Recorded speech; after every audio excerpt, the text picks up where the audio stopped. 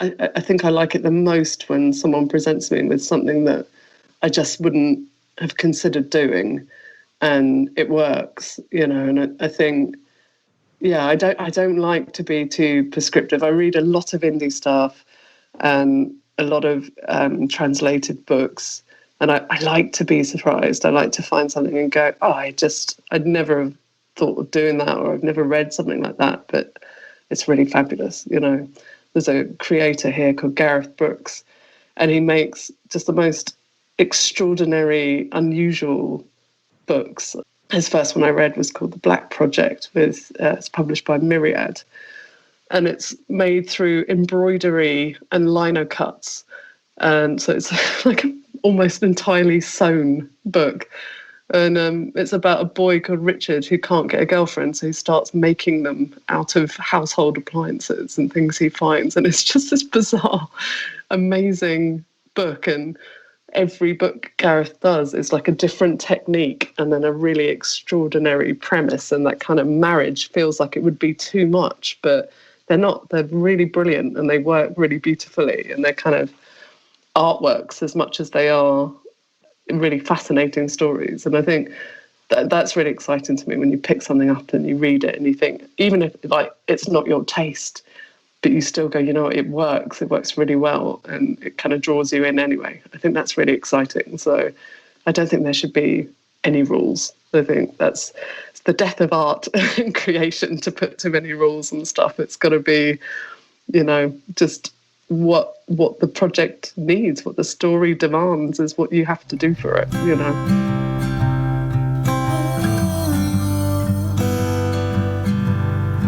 Let's talk nerdy things, like comic books and superheroes,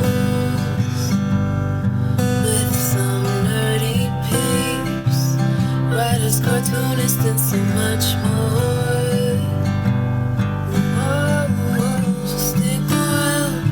Have some fun with the lovely and adorable Eva Webb. Hello, my sweet ones.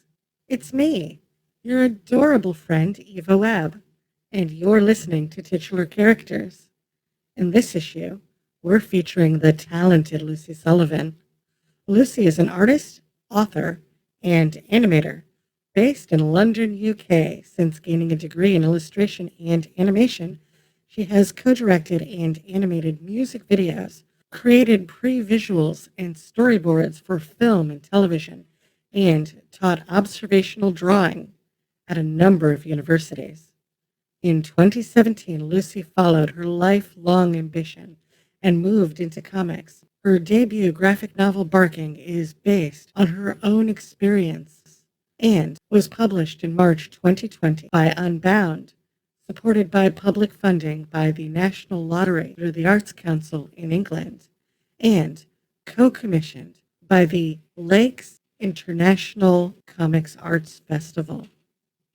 She has created commissions for Black Hammer, Hey, Amateur, Killtopia No. 3, Insider Art, Colossive Cartographies, Hell in Stalingrad, Hey, Don't Go, Murky Waters and Tales from Quarantine with Fraser Campbell.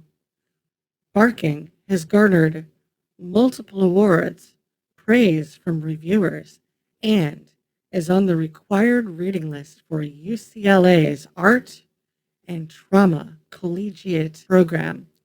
Alongside comics, Lucy teaches illustration and animation at degree level and mentors aspiring graphic novelists through LD Comics UK. Her next comic, Shelter, launches later this year. So how are you, Lucy? I'm okay, Eva. Thank you. I'm really, really chuffed to talk to you. I've been listening to your show quite a bit in the last couple of days, and it's fabulous. I really enjoy it. Thank you. Thank you. It's so much fun to make. Just talking to comics pros about their passions is the most fun thing I can think of to do. Seriously. So you are a comic book artist and a writer, and you've done so much other stuff. Would you mind telling everybody about you? Sure. Where would you like me to start? How far back do we go? Where does your journey with comics begin? What's that point for you? Sure. I mean, personally, probably like from being a kid. So I grew up in a pub in London. My parents ran the pub and we lived above it, and we had sort of live-in staff, so live-in like bartenders and stuff. So I had access to stuff that was pretty much over my age range from quite a young age. And there was a surprising amount of kind of comics and stuff lying about. So personally, reading stuff was probably, quite young. But professionally, pretty recent. I'd say about sort of 2016, 2017, I started kind of trying to move out of what I was doing, which was 2D animation, and into comics to just kind of finally pursue something that I've always wanted to do, really. I had a chance to look at your comics and your art style, and I was just blown away by just the look of them. They're so unique. Thank you. Yeah, they are quite different to others. I think it's because, although I love traditional comics, I trained as an illustrator and animator. So I did a degree in that in Kingston University over here. And one of the things they do is they're really big on drawing techniques. So they teach you how to do lots of different things like life drawing, or we go out on site. So, we go down by the River Thames and you have to draw all the people and everything, the buildings, the works. And they teach you some really interesting techniques to do that. And one of them is observational drawing. So it's sort of not really looking at your page and just working on your hand-eye coordination to really get that working together so well that as you're tracing your eye around something, you're also drawing with your pencil at the same time. And it creates this really kind of unique mark making. And I completely fell in love with it. And I've taken that kind of into comics. That's neat. What drives you creatively? Where do you find your emotional center when you're working, when you're creating? I think I'm in my 40s, and I think a lot of it is to do with kind of processing things that have happened and trying to look back on stuff and think about how many people, there's such universal experiences, kind of grief and isolation, any of these kind of topics that I'm kind of interested in, and how through working through it in a comics and putting stuff into a narrative, you can kind of unpack a lot of stuff that has happened to yourself and maybe have a kind of conversation quite intimately with someone about those things and take away a lot of the kind of taboo and reasoning behind that. So I think I'm really interested in kind of narrative storytelling, but I'm really interested in it being based in an experience. I think personally I have to always be working from something that I've been through myself. So it has to be based in some kind of truth. And then if I can get my teeth into that and find a kind of motif or something that can help me run with it, then I tend to be up and going. One I've started to read through is IND-XED. It's just lovely. It's very inky. It's very shadowy. It's very ethereal, I think. Thank you. How did this project come about? Where did it come from? Yeah, so IND-XED is written by Fraser Campbell. Fraser tends to work with a number of artists, primarily an artist called Ian Laurie, and they create really spooky, uncanny little books. And Fraser put a call out for another artist. He originally was working with a creator called Anna Redman, who's going to be enormous very soon. She's extremely talented, but she was finishing her degree and couldn't do it. And he put a call out on Twitter, and Fraser and I were sort of pals. We kind of chatted on Twitter and stuff and kind of mutually supported each other's work. And I was just finishing up on my graphic novel Barking, and it just seemed like the perfect kind of palate cleanser, antidote to what I'd been doing, because Barking's really personal and IND-XED is just entirely a kind of little sci-fi. Also, I'd done barking with like biros and carbon typewriter sheets. It was a very kind of physical way to draw a book. And I decided I might try just doing something quite painterly and doing it digitally. So Index is entirely done on Procreate. I just sort of applied kind of some painting techniques I knew and just played around with it. And I was really happy with the way it came out because we managed to kind of get across the fact that something had happened in this world in order for the systems to be in place that they are, but without saying too much about it. So it's just got this kind of smoggy, dusty kind of feel to it. And it really aided it to have some sort of atmosphere, I think. You know, it's interesting you should talk about barking, because the thing I notice about this one is that this is not a conventional comic book at all. You open it up, and it's the story is really sort of thick and heavy, and the whole thing's in black and white. Yeah. It's a complete. It sort of. It had to be in black and white for me because it's about a sort of mental health crisis I had in my 20s after my dad died suddenly. And I'd already think I had depression and anxiety, but it had escalated enormously about a year or so after his death. It was hard. It was hard to know that was what it was because I was really angry and really self-destructive. I was just doing silly, dangerous things. And for me at the time, my depression felt more like a kind of black cloud, this sort of fog that I lived in and was swirling around me all the time. But when I started finding out about sort of people talking about like the black dog and linking that to kind of mythology and stuff, it just became this kind of scratchy, inky world. And it took quite a while to develop that style, but once it was there, it seemed to really fit with the subject. But it's very unique, I think, to barking. It wouldn't have worked for something like Indexed at all. So it was nice to be able to find a style that was specific to one thing and then a completely different one to another. It's kind of really exciting to be able to chop and change a bit like that. I think barking has a couple of characteristics that are really neat. For one, the way letters and voice balloons are done, it really jumps out at you. It sort of forces you to notice what's happening in them. Yeah, I was so worried about it because it is confusing, and it's sort of intentionally so because I wanted to get across that kind of state. I'd read some I didn't have kind of oral hallucinations myself. But my grandmother did, and I read quite a lot of research about it. And one of the things they were saying was that if someone's in a kind of really vulnerable state, so they're in a psychotic episode, the chances of them being able to differentiate what they're hearing in their own minds and what people are saying around them in reality is really slim. You know, the chances are that they're just attributing what they think they're hearing to whoever's talking. So it was a real challenge to try and say, okay, how am I going to visualize that? How am I going to give that feeling of someone who's sort of drowning in their own thoughts, but other people are still, you know, like she's at the start, Alex, the main character, is being sectioned, and there's a sort of a scene where her black dog is shouting at her and telling her all these things, and in between that, the police are trying to talk to her about the fact that she's being sectioned, and she just can't hear it. She just hears her dog. And it was a real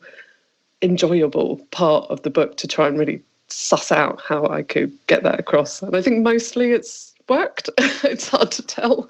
I don't think you could ever be really critical of your own work in the right way. I mean, I criticise everything I make, but it seems to make sense to people. So that's wonderful. I really love it. Just the layout of it. Oh, speaking of layout, the layout of this book is also interesting.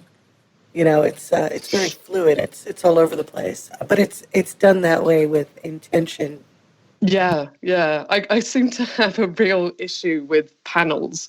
I didn't realise it until I did a project for Shelley Bond called Hey Amateur, where it was like strict 9-panel grids. And it absolutely panicked me to death just to have to be forced into like tiny little squares all the time. And I realised it's because I tend to do thumbnails, then individually sketch the panels really loosely, and then I will, like with barking, but putting them in the panels themselves, if I decided to, was like the last part. It was sort of like slotting in a puzzle. And for Index, it felt like it had to be the same. So we did a whole kind of thumbnail run. I think I did 3 thumbnail runs of the whole book with Fraser before we had it fully set out. But yeah, I quite like the way that, because it's this kind of dusty world, we could get away with using that kind of dust as the panels, and it would give Hassan plenty of room to letter it, because I'd not really worked with many letterers, so I was really conscious that I'd be kind of not giving him enough space to kind of play with as well. So yeah, it is fluid, definitely. I'm not a very neat artist, so I really struggle with the idea of kind of really strict paneling and grids and stuff. But yeah, I hope fluid's good. I'm really glad you like it. It's really charming. It's one of those things where the book stands out visually in ways that I think really, really lend to the way the story is being told and what's being said in the stories and the subject matter. It's just really pretty. Thank you. Before comics, though, you did some zine work. Am I correct in that? Yeah. I tried to do, well, I'd started barking, and it was the first one I was trying to do. And I there's a series of talks here called Ladies Do Comics, and it's not exclusively anything. It's just set up to really kind of focus on different voices. So that's an inclusive Ladies Do Comics, open to anyone to come and talk sort of thing. And I went to this talk, and someone was talking about their graphic novels, and I heard someone in the audience say, oh, why does everyone turn up and just want to do a graphic novel straight off the bat? Why doesn't anyone just like learn how to make comics in short form first and then build up? And I thought, oh no, I'm doing that. I'm trying to go in with my magnum opus first, and I haven't really learned my craft. So I started making zines to go along with it, and they're kind of like always one page, double-sided. And I really enjoy the kind of paper engineering side and seeing what I could do if I fold them differently and things like that. So Barking has a series of zines called 1 in 4 zines that are about mental health to go alongside it. And then my next series, a graphic novel that I want to do, I've done a series called How to Build a Feminist, intersectional, by the way, none of that terrifying turf stuff that's happening over here. Oh, thank you so much. Oh God, no, yeah. It's so annoying because feminism has been completely put towards these awful, terrible people and their monstrous opinions that I'm just horrified by. And I hate the way that I made these before this kind of whole horrible thing kicked off, and it really made me like go, I can't use that word now without it having an association to these awful women who are saying, frankly, disgusting, appalling, hateful things. I don't believe in that at all. I absolutely believe in intersectional feminism, so completely inclusive, and it's all about, minority voices who aren't heard. That's feminism to me. It's got nothing to do with your born gender or any of that ludicrous closed-mindedness. So yeah, I really want to change the title of that series because of it, but I feel like then they've won, and it's really hard. But I have one of the letters is I for intersectional, so that I can talk about the fact that I don't believe that anyone's gender expression is a threat to anyone else whatsoever. I think I don't understand what world you live in if you find how someone else expresses themselves threatening. It just doesn't make any sense to me. But yeah, so the next series has nothing to do with that. It's about the 70s, and it's about basically the sort of area of London I grew up in the pub. We had this crazy sort of selection of, it was a live music pub, and we had kind of antiques dealers and sort of small-time criminals and musicians and just random selection of people. And I really wanted to base something within that world, but set it entirely from the viewpoint of the women in that world, because it was often quite a strange sort of, like, it was still quite segregated. There was often like women all in one bar and men in the other, and even though there were scary men, they were nowhere near as scary as their wives and mothers, you know. So I sort of wanted to do a book where there's these sort of lead characters that it's predominantly female. So I was sort of exploring, I think, how I'd come to that kind of way of thinking through these zines, and then I'm going to apply some of it to this book as well. So yeah, but yeah, no horrid stuff in there. That's great. I wasn't. My mind wouldn't have even gone there when talking about No, feminism. but it's just, you know, you just sort of, I'm so aware of it now, because it's, I imagine it's not great in the States, but it's been quite apparent here.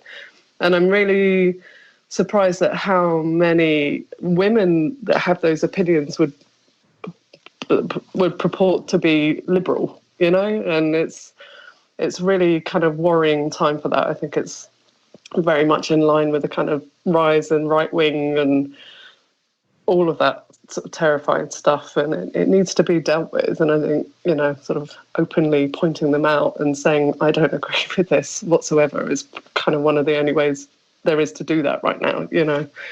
But yeah, it's scary times. Yeah, it is. I've had to deal with quite a bit of those people online, and normally they're very conservative. Normally, you know, these God told us whatever stuff that's not in the Bible people, or if they're not Americans, they're almost always English or from the UK. Yeah, And yeah. it's weird that anyone would spend that much time, you know, just thinking about the genitalia of other people. Do you know, unhealthy. I find it extraordinary and really troubling, you know, and I can't imagine that lockdown has aided any of this, because I think people have got too much time on their hands and they're online. And I think it's added to this weird, it's that kind of vocalness that people can have when they think they can hide behind Twitter or whatever.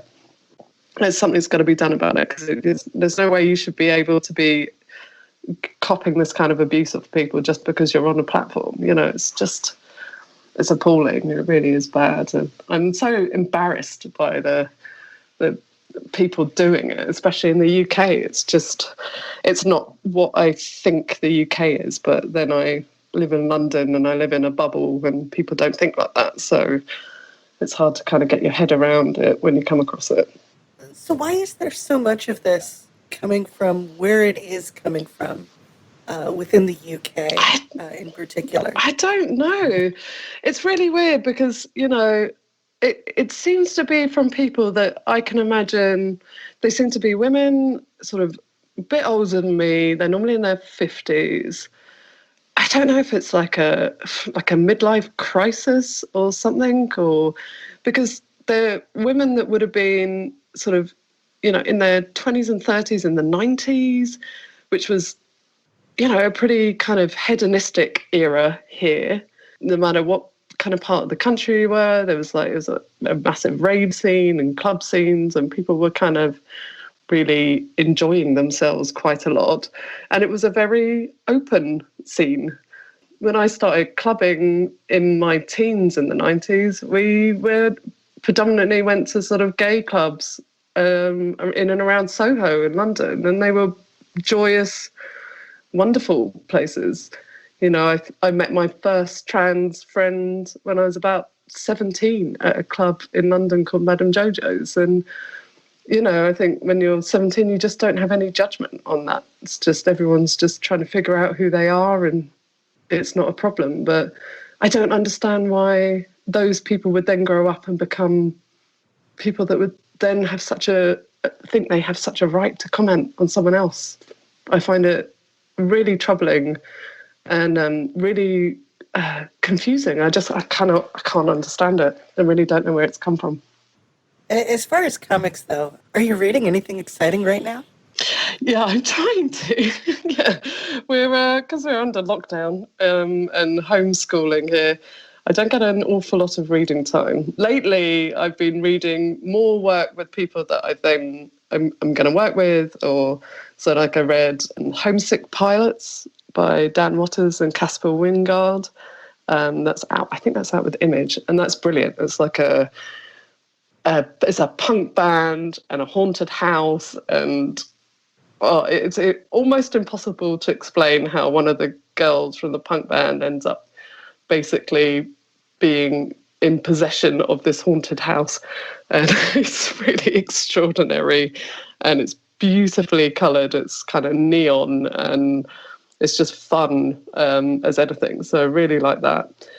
Department of Truth, the James Tinian and Martin Simmons book, is mind-blowing. It's a conspiracy theory. And Martin's work on that is just at next level. It's sort of like Dave McKean or one of the kind of big names. It's really beautiful. And then just trying to kind of keep up with my zines. Oh, and I'm reading an Eleanor Davis book at the moment. The Last Tomorrow? Gosh, I've forgotten what it's called now. The Hard Tomorrow. Have you heard of that book? I have, actually. I've heard of all of these because I follow a lot of indie books. And yeah. I haven't read that one, but Department of Truth is so much fun. It's wild, right? It's really, really crazy. It's a great book. And it's just seeing, I think, both of them at top of their game, and going on. And I've got waiting to read, actually, is Barbalian, Tate Bromble's spin-off from Black Hammer, which I'm really, really keen to check out because it's going to be about AIDS and 80s era and everything, and it just looks fabulous. So I'm really looking forward to that too. So I have a huge, huge pile on my desk that just kind of looms at me, and I'm desperate to find time to be able to actually read something. But lots of really great stuff at the moment that I'm very keen to be reading. That's amazing. So you are a creator and an artist, and you do some writing, and you do all kinds of stuff. But does creating comics for you change the way that you read and appreciate comics in general? Yeah, definitely. Yeah, I think I always admired comics and thought they'd be a lot of work, but making them is just a completely different story, and it's made me realise massively how much I'd kind of underestimated not only the work involved, but I think the individual skill level. I never really understood why there were inkers and colorists and letterers and writers, and it was all sort of separate. And now I do, especially if they're coming out quickly. I mean, I honestly don't know how some of the creators currently are getting work out as fast as they are. I mean, I can only imagine they're just so well oiled at what they do. I mean, and the script side particularly, because I've worked with Fraser on Index. I've just finished up on Razorblades story with Dan Watters. So Razorblades is James Tinian's and Steve Fox's horror anthology they put out. And reading Dan's script was just really eye-opening because it's very filmic. It goes in really unexpected places, and it's so interesting to see other people kind of put that together it's not at all like panel one, man looks up. It's more like it's more like describing the scene so that you're allowed to kind of come in. And Fraser works like that as well. And it's been fascinating to find out all the kind of myriad of facets. And with Index, I tried to letter it originally, and Fraser's scripts are much more wordly than mine are. And I just said to him, I think we need to get a proper letter on this because I don't feel like I'm doing it justice.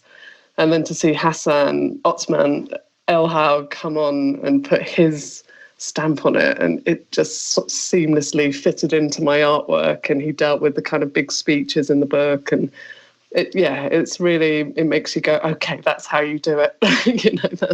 That's why it's a skill, because that thing that I tried to do was just not working, and they've come along and they've just completely kind of solved it in a few days. So yeah, I think it's really opened it up, but in a good way. It makes you sort of more appreciative and also more ambitious to kind of really get to grips with the skill of it and try and figure out why one thing works and one thing doesn't as well. So yeah, I'm really enjoying that side of it, that process of discovering more and more about making comics themselves. So I've heard both sides of this argument from different people. Some artists really like it when there's a ton of description, and others prefer it where there's little to no description going on in a comic book script. Where do you come down on this?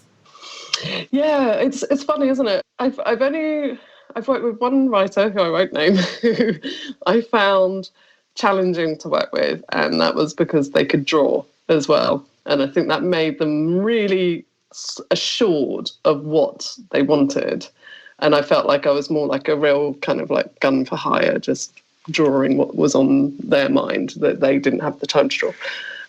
But I think I like quite cinematic scripts. I'm still kind of figuring this out, but I like to be given a kind of loose idea about what I'm looking at. I mean, like with the Razorblades story with Dan, it's about Sweeney Todd. So he'll just say, we open on a dusty Victorian Fleet Street. And it's like, okay, great. I can get reference for that. That's fine.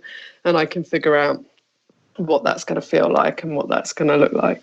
And Fraser would just write, the city. And I had to figure out what that city looked like and what were the buildings like and, all of that stuff. So I think it gives you, I think I want that control over ultimately the kind of visual feel. And I want to be able to play with the script. I think it's like passing the baton or adding to it, isn't it? It's like the writer has that initial kind of concept and then you're adding another layer. It's like dressing or decorating a cake, as it were, or something. You're kind of, everyone's kind of bringing their next bit and building until it becomes this one thing. So I don't think I'm the right artist for writers that are very clear cut about exactly what their vision is. I think I prefer someone who sort of has this kind of loose film in their head, and I'm just going to kind of bring my idea of what that looks like to it. So I think, everyone needs to work in the way that it suits them best, really. I don't think there's any kind of clear-cut way of doing it, and it's just a matter of finding what's the best way for you and finding those people to work with or doing it that way yourself, as it were. And yeah, but, definitely I'm not a man 6'2", walks in, panel 1, looks to the left, says these words. I can't draw that stuff. It's too prescriptive and I wouldn't do it justice. My heart wouldn't be in it, I don't think. That's really interesting. Yeah, it's funny, isn't it? I think it's really specific to people and how they work. Maybe if you're quite an organised artist who knows what their style is and what they're going to create, it's not as hard to do. But I think so far I've drawn slightly different styles for everything I've worked on. So I can't say that I definitely are going to have a way that something's going to look. Does that make sense? It does, for sure. Now, would you say that the art itself changes by sort of the context of whether or not you feel you have a really gratifying collaboration going on, or whether it's a sort of a hired gun situation like you were talking about before? Yeah, I think it would be. I think it's the story. It's down to the writing to begin with. I think if there's a really good idea and good kind of script to get your teeth into, then the art will just come out of that. I think my problem is it's much like watching a film. I think if you're sat there thinking, oh, I'm watching a film and there's some special effects, then you've lost that kind of suspension of disbelief. And I think you kind of need that as an artist as well. I want to read a script that just kind of takes me to this place and I feel like it's in my head and I think I can go, oh, right, with Indexed, it was immediately like, oh, this feels kind of like a Dust Bowl era kind of America, but maybe it's late. It's like a different universe. It's a different kind of world where it feels like it's the 50s, but it's also quite futuristic. So it felt like it was going to be a bit like kind of 12 Monkeys or something like that, and it was then talking to the writer and going, this is how I see it, and what do you think? And then I was really lucky that both Fraser for Index and Dan have just let me just go off and do my thing and then come back to them going, oh, what do you think? And they've both been really fabulous to work with on that. Yeah, it's funny. I feel like I'm waffling now and I've probably just lost the point. So apologies. Oh, no, you're fine. You're doing beautifully. I'm just absolutely enchanted by your process. This is great stuff. Oh, great. It just is. Yeah, I think because I'm new though, I'm just kind of still figuring it out, like who I am as an artist and all of that. It's really interesting to go through it. So you're an active reader and you're an artist at the same time. Would you say that you have universal rules that sort of transcend the artist versus fan dichotomy into what makes a comic book good? Or is it variable? Does it change? I think it changes. I think I like it the most when someone presents me with something that I just wouldn't have considered doing, and it works, And I think, I don't like to be too prescriptive. I read a lot of indie stuff and a lot of translated books, and I like to be surprised. I like to find something and go, oh, I'd never have thought of doing that, or I've never read something like that, but it's really fabulous.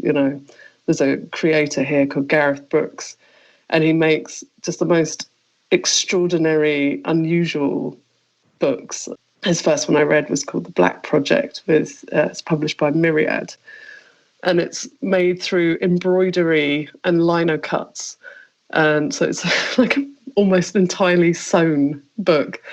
And it's about a boy called Richard who can't get a girlfriend, so he starts making them out of household appliances and things he finds. And it's just this bizarre, amazing book. And every book Gareth does is like a different technique and then a really extraordinary premise. And that kind of marriage feels like it would be too much, but they're not. They're really brilliant and they work really beautifully. And they're kind of artworks as much as they are really fascinating stories. And I think that's really exciting to me when you pick something up and you read it and you think, even if it's not your taste, but you still go, it works really well, and it kind of draws you in anyway. I think that's really exciting. So I don't think there should be any rules. I think it's the death of art and creation to put too many rules and stuff. It's got to be, just what the project needs, what the story demands is what you have to do for it, Did you have inspirations that you look to as an artist? Yeah, definitely. I think in comics, I read a lot of Dave McKean when I was younger. I love Eleanor Davis's stuff. I think she's incredibly versatile and has an amazing way of getting things across. Gillian Tamaki, a lot of kind of current readers. David Mack, I really enjoy beautiful work. I think I'm really drawn to kind of the aesthetics as well as the storytelling. But because of my degree, I got to just find out quite a lot about traditional and more fine arts. So I think I look as much to probably older illustrators like Ralph Steadman and Arthur Rackham as much as I would just maybe someone more modern like Yayoi Kusama or Jenny Saville. I think there's that breadth of what you can look at, or films even, the amount of times I'll watch a film and go, I want to make a book that looks like that, like Moonlight or, something, one of those kind of films that kind of really like shakes you and makes you reconsider what you're looking at. So I think I have a very, very broad influence, and it's definitely not specific to comics or any kind of genre, and animation, because that's what I used to do. So I'm still very, very keen on animation. So yeah, very broad, very broad. So what made you sort of jump from animation to doing comics? It was sort of a number of things that kind of came together at the right time, I guess. I was I never really kicked off in animation. I sort of worked as a co-director. We did some like music videos as part of a collective with a couple of other animation directors. But I was always sort of the one that was bringing kind of grit and texture. I was never kind of the one designing the characters or anything like that, because my stuff is, I think, innately slightly creepy, and it's not by choice. But like I can't draw anything cute to save my life. I don't know what it is about the way that I draw, but it always has some kind of element to it that it just can fly for that kind of level of work. And the British animation scene, at least, still seemed to need this kind of level of cuteness unless you went really avant-garde, and they stopped kind of funding money for that kind of thing. Probably tail end of the 90s, early noughties. They by the time I was doing it, they just wanted commercial things, and my work isn't commercial. So I was working in an animation studio, and I was doing kind of like illustrative backgrounds for a director, and we were working on like documentaries and stuff like that. And it was really well paid, but completely just left me feeling dead inside. I just didn't care about the work at all, and I'd be doing a piece for the director, and he'd be like, "Oh, that's great, that looks done." And I'd think, gosh, I mean, that's like half the standard I would have done if this was my work. But fine, if that's what you want, then so be it. So it was really kind of not really enjoyable work. And I was teaching life drawing, which I love doing. I love doing life drawing, and I really enjoyed teaching it. And then I got pregnant, and it sort of forced me. The life drawing had to stop. I mean, I couldn't lift easels, and my belly was like knocking paintings over, and I couldn't remember the name of artists, so it just became completely impractical. And then I left the animation industry then, and then it was just sort of like, once I was kind of taken out of it, it was like, okay, well, do I want to get back into it then? Like, what am I going to do now?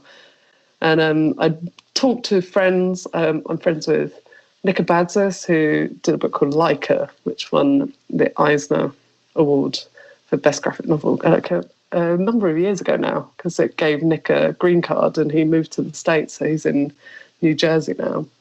But Nick had sort of encouraged me to do comics, and it just kind of came together. My daughter would be occasionally napping. She was never much of a sleeper, but when she did, I would sort of take a chance to kind of start sketching some stuff. I watched a lot of kind of films and listened to a lot of audio books while she was little, and it kind of gave me a really great amount of time to research and really get into the crux of kind of what I wanted to say with barking and mental health as a story. And I got to read loads of comics whilst I was pregnant. So, I had this kind of really, I look back at them now, and I hated being pregnant. It was just this horrible experience where I felt like I was sick for 10 months, but I did get to eat a lot of biscuits and read a lot of comics. And for that, I will be always quite grateful, I think. Yeah. That's awesome. And watch Buffy. I watched the whole of Buffy from start to finish again, and that was joyous. Nice. Yeah, Nice. it's fun. So what are some things that make you happy? Drawing. I really love drawing. I feel quite angsty at the moment because I'm not drawing. I'm doing these horrible kind of forms for my public funding I got for barking. So I haven't drawn properly since just before Christmas, and I can feel it's getting to me, and I'm really, really keen to start drawing again. And then it's really, really kind of wholesome. I love gardening. I sort of found this real love for buying seed packets and like growing plants from seeds. So like at the moment I'm growing a load of tomatoes and aubergines and chilies and stuff, and there's something really kind of grounding and satisfying about every day, like checking in on your seedlings and then watching them become plants and then getting food off them, months later. So, if I can draw and write, I'm really looking forward to writing my next book, which I'm going to start in the next couple of weeks. And I think being creative and doing something kind of physically grounding, like gardening and just sticking your hands in a big bag of soil, is it's very pleasing. And I do laugh because when I was a teenager, I was such a Londoner, and I would have just thought, what are you talking about? Just grow up and be all into sticking your hands in soil. It's just not something I would have done as a 16-year-old. But yeah, gardening and drawing, and I'm a happy girl, definitely. That's awesome. The gardening thing is a lot harder than it looks. I have a ton of respect for anyone really who can make something grow. I could just, the secret is a heated propagator, right? So you get these like heated trays, and your seeds just sit on this kind of little hotbed for a couple of months, and that finally kind of gets stuff growing. But we have, it's quite central London. We have a lot of foxes. We have a lot of rats. So you can get it to grow, but the chances of you getting to actually eat it before the rats, squirrels, and foxes that's the battle. Really, rats? Like actual god honest rats? Yeah, London's covered in them. Yeah, it's really bad for it. And we're probably, what are we? We're only like a couple of miles from the Thames, but London's appalling for rats. Yeah, really badly. That's crazy. So you had, I thought, a fairly interesting audience question today. Oh, good. Because barking, I used mythology around black dogs. So I talk about Old Shuck, which is like a black dog that was said to roam the moors, and it's the portent doom or death. It's the sort of basis of the Hounds of Baskerville, as well as Cerberus and, all these kind of black hound ideas, and sort of attributed that to my black dog of depression in barking. So I thought it'd be really interesting to ask your audience if they were going to approach a taboo subject, because mental health is still pretty taboo. Is there a mythology that they could use to kind of help explain the experience of that? And particularly if it was one that not many people had experienced, or it isn't discussed very openly. That's cool. We had no answers to that yet, but I'm sure we'll fill out. Yeah, because it's just such a great question.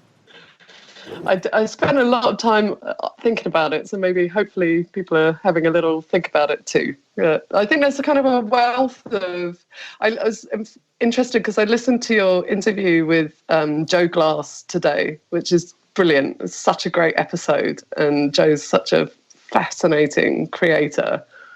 And I love Joe. It's such a pleasure to listen to, because sort of only know Joe from Twitter and following him, and he's like a real kind of highlight of my Twitter feed. It always sort of cheers me up to see something come out of him, and his work is fabulous.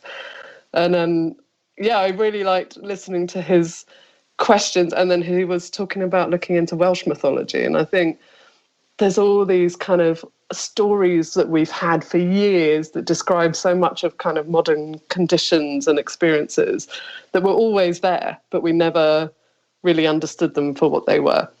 Like, my daughter had night terrors as a kid, so she would just like have these crazy kind of screaming episodes at 2 a.m. that took us years to figure out what they are. And it actually turns out it's just because my partner and I both have a lot of sleepwalking in the family, and it manifests as these night terrors in children. And she now has started to sleepwalk more rather than wake up screaming, which is both a blessing and a curse. But in Irish mythology, my dad was Irish, and in Irish mythology, there's this story about how your babies can be stolen by shapeshifters, and they take like little kind of trolls who take over your baby's place, and they look like your baby, but they don't behave like your baby, and you have to touch them with iron to check if there is actually your baby, and it will turn back into a troll if you touch it with iron.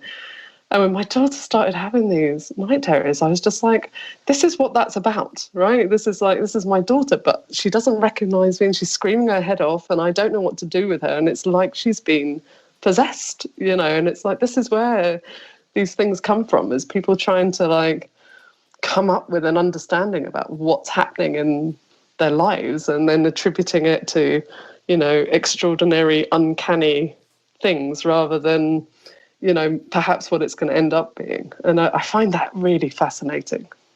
I wonder how much of it is just telling a story that will make people listen.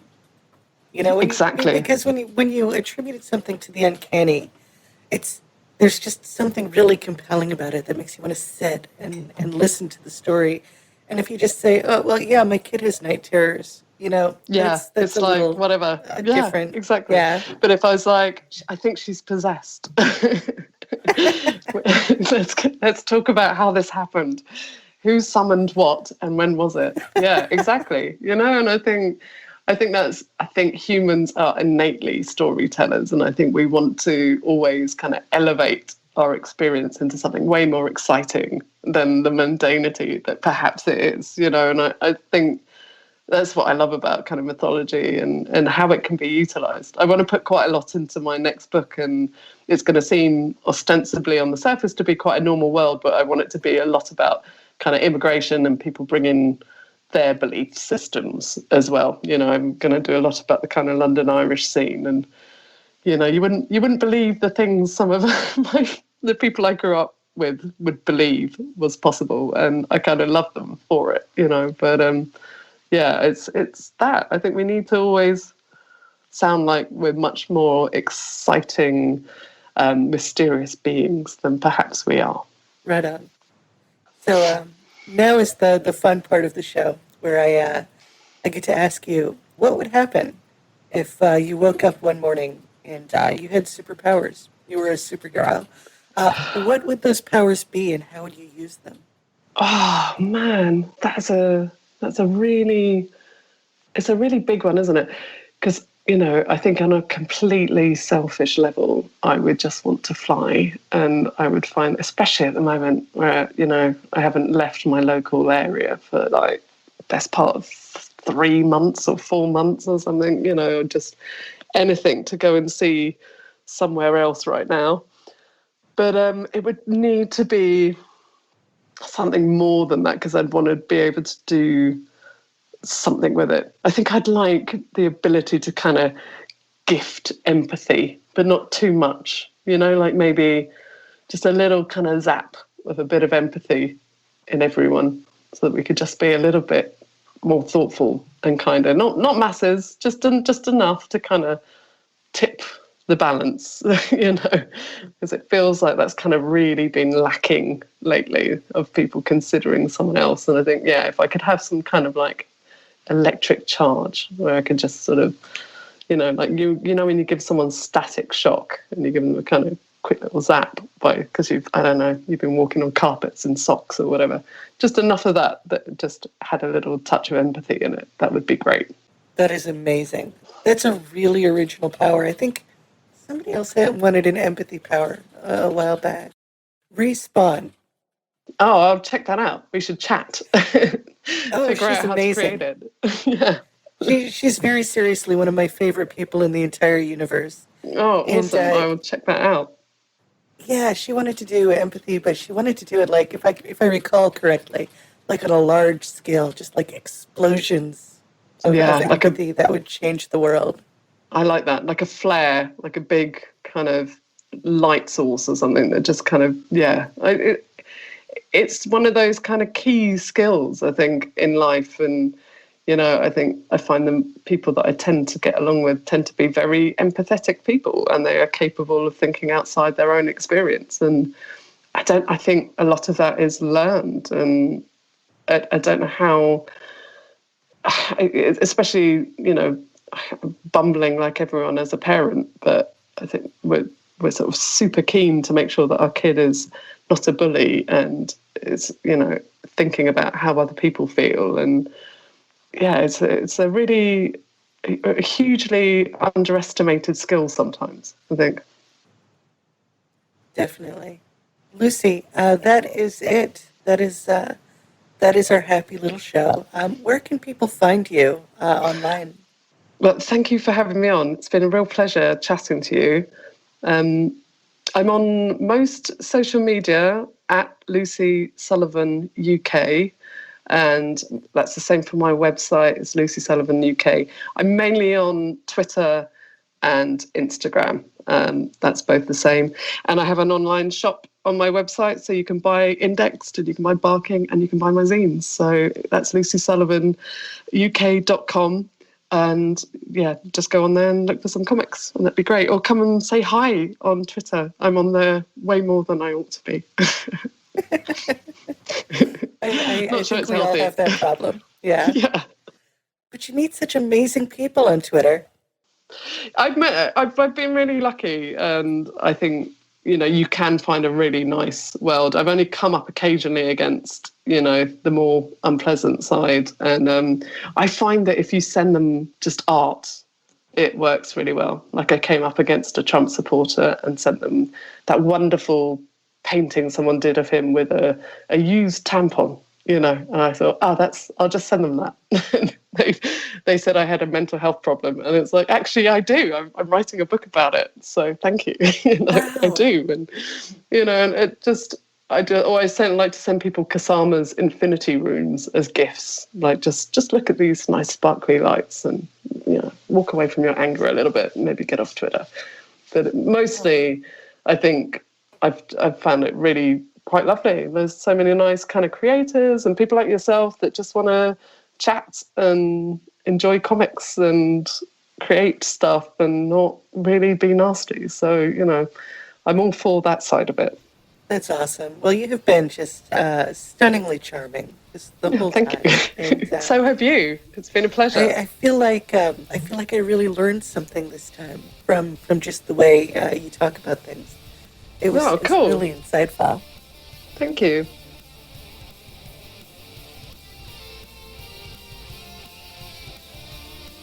Wasn't that amazing? I just want to close the show by thanking the most important person in the universe. That's you.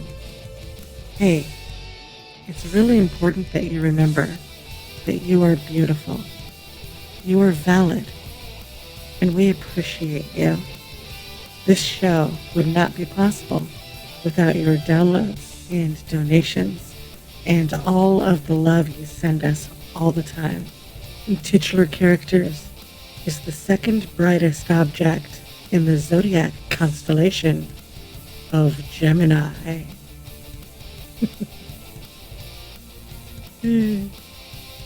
Just kidding. It's a podcast. It's produced and hosted by Eva Webb. That's me. Due to technical constraints and production schedules, there is no cover art this week. But the sound production was done by Brogan Malloy. Original music by Antonia Marquis and Mikey Flash of Speed Force Music. And that's it, my babies. That's all we got. Join us next time for another exciting adventure in cyberspace. Love ya. Bye.